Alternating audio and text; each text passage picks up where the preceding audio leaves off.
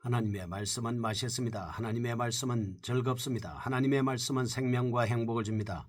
500독 성경 통독 훈련 원장입니다. 여수 살리는 교회 임기환 목사가 하나님의 말씀을 봉독하고 전하는 시간입니다.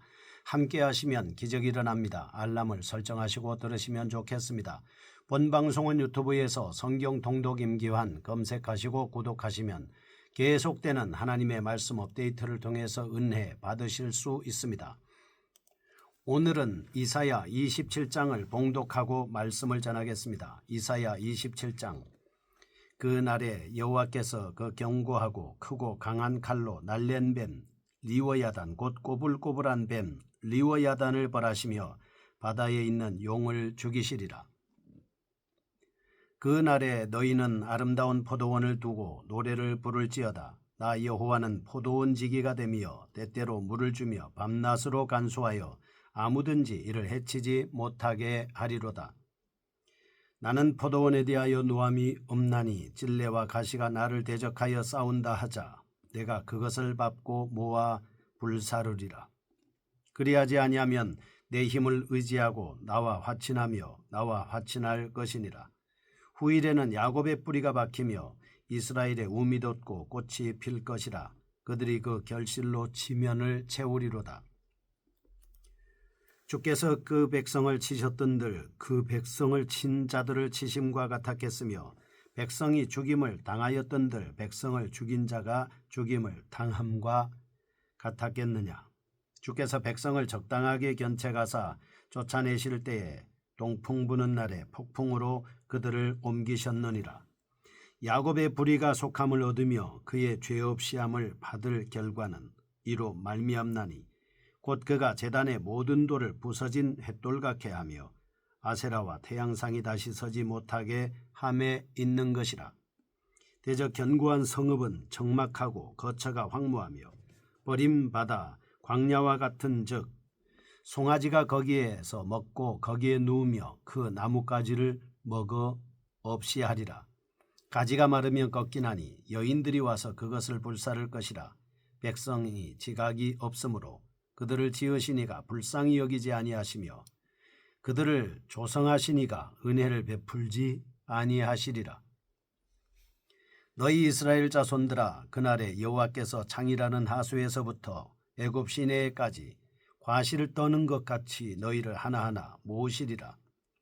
그날에 큰 나팔을 불리니 아수르 땅에서 멸망하는 자들과 애굽 땅으로 쫓겨난 자들이 돌아와서 예루살렘 성산에서 여호와께 예배하리라. 아멘. 이사야 27장은 하나님의 백성들의 미래에 대해서 말씀하고 있습니다. 26장은 심판의 기간 중에 있을 의인들의 지도를 말씀한 데 이어서 27장은 하나님의 선택된 백성들의 미래에 대하여 집중적으로 설명하고 있습니다. 사실 24장에서 26장의 내용은 본장에서 묘사되고 있는 하나님의 백성들의 미래에 대한 서론이라고 볼 수 있겠습니다. 24장은 세계적인 심판에 대한 말씀이었습니다. 25장과 26장은 이에 대한 찬양과 감사를 그리고 나서 시온의 번영을 찬양하고 있는 내용입니다. 앞부분의 결론입니다. 하나님의 구원 역사의 최종 목표에 해당되는 하나님의 백성의 미래는 역사의 영광스러운 최후 완성으로 마무리된다고 밝히고 있습니다. 1절 시온의 원수들에 대한 심판 말씀입니다. 2절에서 6절 시온에 대한 하나님의 보호입니다. 7절에서 11절 곁길로 빠진 성도에 대한 징계의 말씀을 하고 있습니다. 12절에서 13절 모든 성도의 영광스러운 회복으로 나타나 있습니다. 한편 이사야 27장은 이스라엘의 귀환을 밝히면서 다음과 같은 두 가지를 구체적으로 지칭하고 있습니다. 12절 다윗과 솔로몬 시대에 이스라엘 영토였던 유브라데 강으로부터 애굽 시내에 이르는 지역으로부터의 귀환입니다.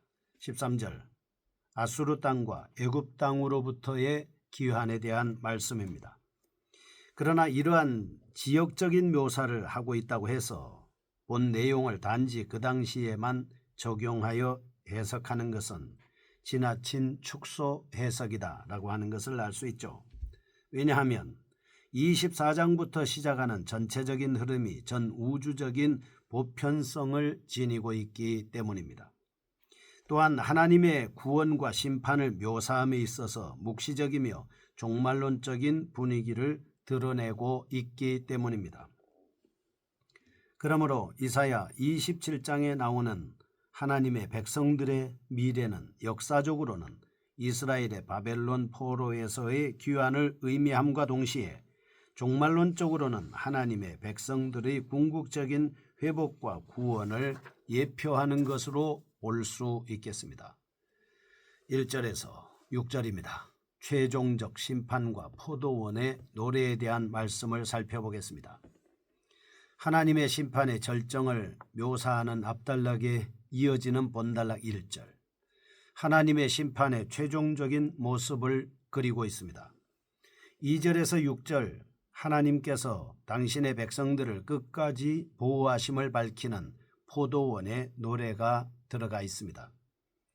24절에서 26장까지 묘사한 하나님의 심판에 대한 최종적인 결론입니다. 후자는 이 언약 백성들에 대한 하나님의 사랑을 비유적으로 묘사하고 있습니다. 첫 번째입니다. 1절, 그날에 여호와께서 그의 견고하고 크고 강한 칼로 날랜 뱀 리워야단 곧 꼬불꼬불한 뱀 리워야단을 벌하시며 바다에 있는 용을 죽이시리라. 아멘. 하나님께서는 궁극적으로 사단의 세력을 멸하실 것입니다. 사단의 세력을 지칭하는데 리워야단 꼬불꼬불한 뱀이라고 지칭하고 있습니다. 이사야는 26장에서 밝힌 심판의 내용의 절정으로 리워야단의 멸망을 여기서 제시하고 있습니다. 여기서 꼬불꼬불한 뱀, 바다에 있는 용으로 묘사되고 있는 리워야단의 실체에 대해서는 당시 이스라엘을 압제하던 아수르나 바벨론, 애굽 등으로 해석하고 있습니다. 그러나 중요한 점은 이 여러 나라들이 세상의 배후에서 막대한 영향력을 행사하는 사단의 세력을 대표한다는 점입니다. 왜냐하면 때를 따라서 이들은 사탄의 역사를 앞장서서 행했기 때문입니다.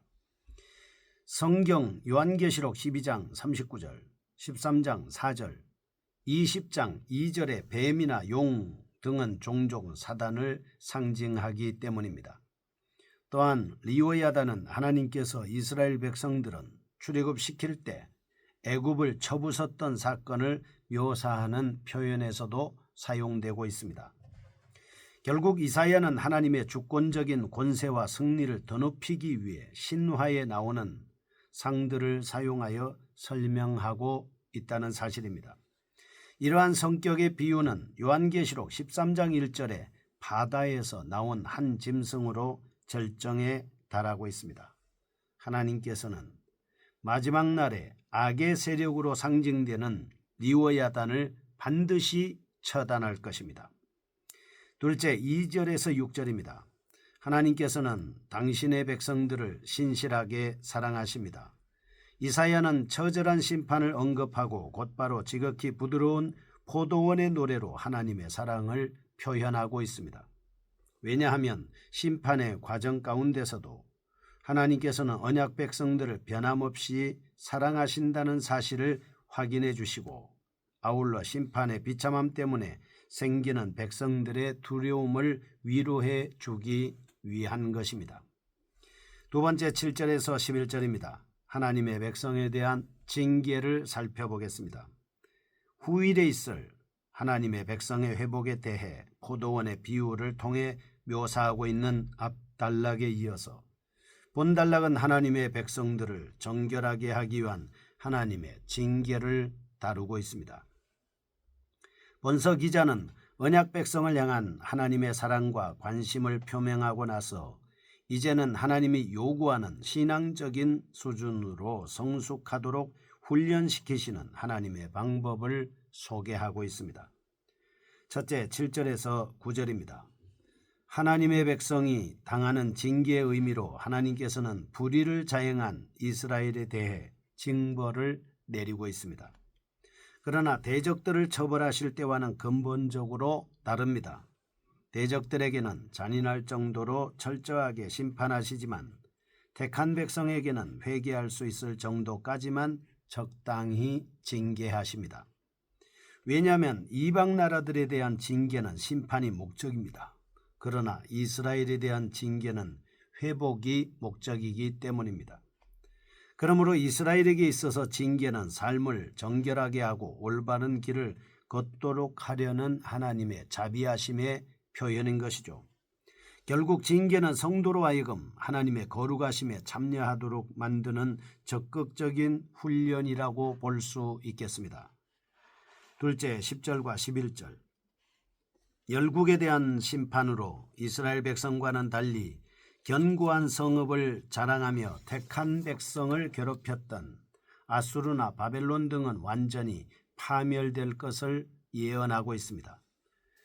왜냐하면 이방 나라들은 심판 중에서도 하나님에 대한 지각이 없기 때문입니다. 그래서 백성들이 묵시가 없으면 방자히 행한다 하지 않았습니까?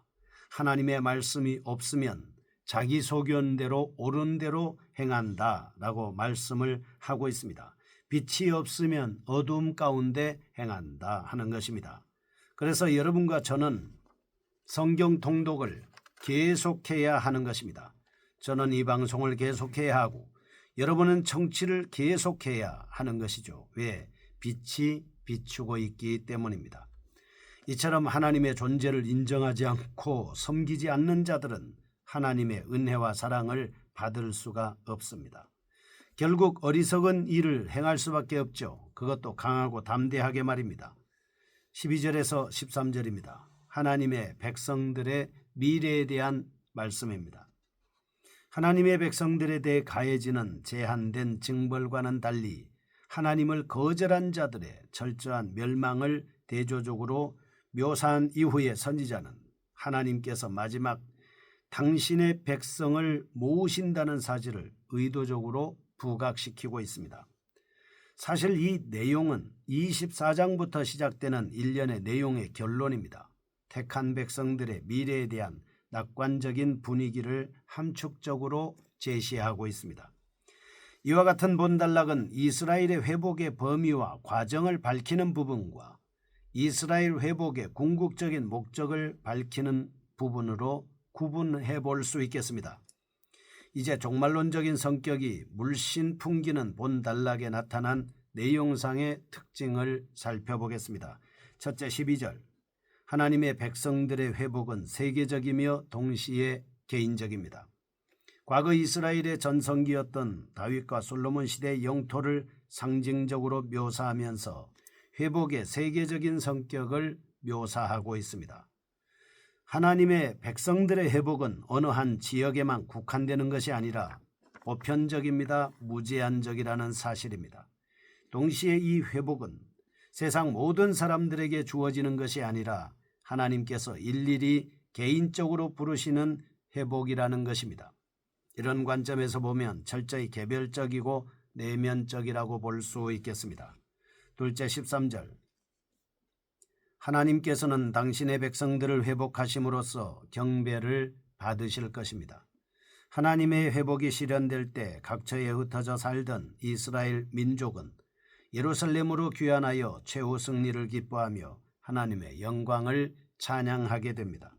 이러한 광경은 신약의 교회가 종말론적 완성이 이루어지는 역사적인 날에 맛보게 될 기쁨을 예표하는 것입니다. 우리는 하나님의 백성들의 미래가 대단히 낙관적임을 알 수 있습니다. 마지막 날 원수들은 완전히 파멸하고 재기불능의 상태가 되지만 성도들은 온전히 구속을 받아 하나님의 영광에 들어가게 될 것입니다. 힘들고 절망적인 상황이 전개될지라도 두려워하지 말고 더욱 기뻐하며 믿음으로 승리하는 애청자들이 되게 하여 주옵소서. 예수님의 이름으로 기도합니다. 아멘. 여수 살리는 교회 임기환 목사였습니다. 지금 극동방송을 듣게 하세요. 기적이 일어납니다. 우리는 지금 생명을 전하고 있습니다.